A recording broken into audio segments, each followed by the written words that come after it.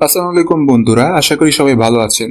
সাম্প্রতিক সময় কাস্পিয়ান সাগরে ইরানের একটি বাণিজ্যিক জাহাজে হামলার ঘটনাকে ঘিরে আন্তর্জাতিক অঙ্গনে ব্যাপক আলোচনা শুরু হয়েছে।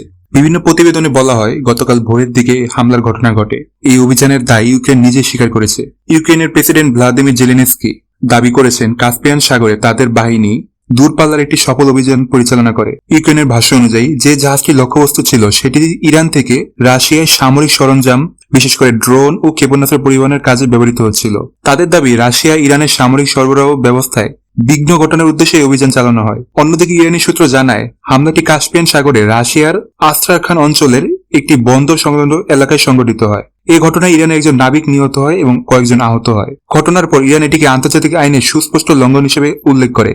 সাথে সাথে তারা ইউক্রেনের রাষ্ট্রদূতকে তলব করে বলে জানা যায়। ইরানের দাবি হামলার পিছনে কেবল ইউক্রেন নয়, বরং ইসরায়েলের প্রভাব থাকতে পারে।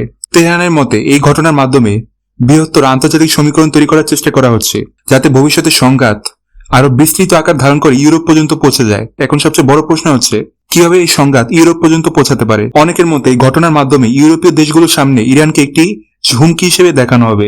তাদের ব্যাখ্যা অনুযায়ী ইরান এই হামলার জবাবে ইউক্রেনের কোনো জাহাজ, বন্দর কিংবা গুরুত্বপূর্ণ স্থাপনায় পাল্টা যদি আঘাত আনে, তাহলে সেটিকে ইউরোপের নিরাপত্তার উপর সরাসরি হুমকি হিসেবে উপস্থাপন করা হবে। এর ফলে ইউরোপের বিভিন্ন দেশ আরো সক্রিয়ভাবে সংঘাতে জড়িয়ে পড়তে পারে, এমনই আশঙ্কা করছেন অনেক পর্যবেক্ষক। তেহরানের দাবি ইউক্রেনের জন্য এই অভিযানে যুক্তরাষ্ট্র কয়েকটি ইউরোপীয় দেশের গোয়েন্দা ও প্রযুক্তিগত সহায়তা ছিল, কারণ চলমান একটি জাহাজকে প্রায় ১,৫০০ কিলোমিটার দূর থেকে আক্রমণ করা মোটেও কোনো সহজ কথা নয়। এর জন্য প্রয়োজন উন্নত স্যাটেলাইট নজরদারি, রিয়েল টাইম তথ্য এবং নির্ভুল প্রযুক্তি। ইরানের দাবি এমন সক্ষমতা একা ইউক্রেনের পক্ষে অর্জন করা কঠিন। এরপর থেকেই পরিস্থিতি আরো উত্তপ্ত হয়ে ওঠে। ইরানের জাহাজে হামলার অল্প সময়ের মধ্যেই রাশিয়া ইউক্রেনের একটি ড্রোন ও ক্ষেপণাস্ত্র প্রদর্শনী কেন্দ্রকে লক্ষ্য করে শক্তিশালী হামলা চালায়। সেখানে দেশীয় প্রযুক্তিতে তৈরি বিভিন্ন ড্রোন ও ব্যালিস্টিক ক্ষেপণাস্ত্র প্রদর্শন করা হচ্ছিল বলে জানা যায়।